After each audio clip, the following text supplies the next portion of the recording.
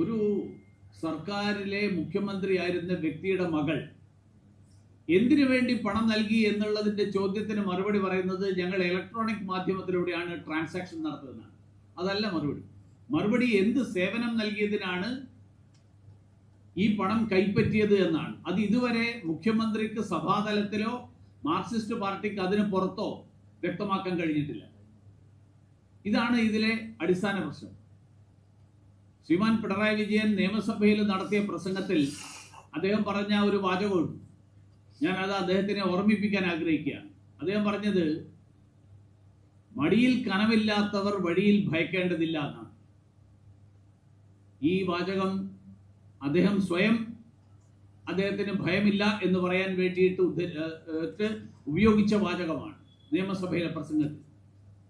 ഇപ്പൊ ഭയം ഉണ്ടായോ രണ്ടാമത് പുതുതായിട്ട്?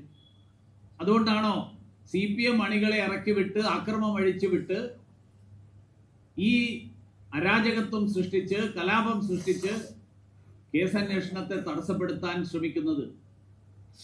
കേസന്വേഷണം നടത്തുമ്പോൾ കേസിനെ കോടതിയിൽ നേരിടാൻ ധൈര്യമില്ലാത്തവർക്ക്, കേസിനെ കോടതിയിൽ നേരിടാൻ സാധിക്കാത്തവരാണ് പുറത്ത് പോലീസിനെ ആക്രമിച്ചിട്ട് കേസ് അവസാനിപ്പിക്കാം എന്ന് ഉള്ള വ്യാമോഹത്തിൽ ഈ തരത്തിലുള്ള അക്രമങ്ങൾ നടത്തുന്നത്.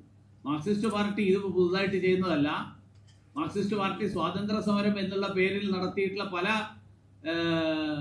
നടപടികളും ഇങ്ങനെയുള്ള ആളുകളെ ബുദ്ധിമുട്ടിക്കുന്ന നടപടികളാണ്.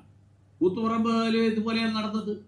കൂത്തുപറമ്പിൽ 5 പേരുടെ വെടിവെപ്പിൽ ആത്യന്തികമായിട്ട് കലാശിച്ച സംഭവങ്ങൾ പിന്നീട് മാർക്സിസ്റ്റ് പാർട്ടി തന്നെ തിരുത്തിയെങ്കിലും ഇതുപോലെ പാർട്ടി അണികളെ, പ്രതിപക്ഷത്തിരിക്കുമ്പോൾ പാർട്ടി അണികളെ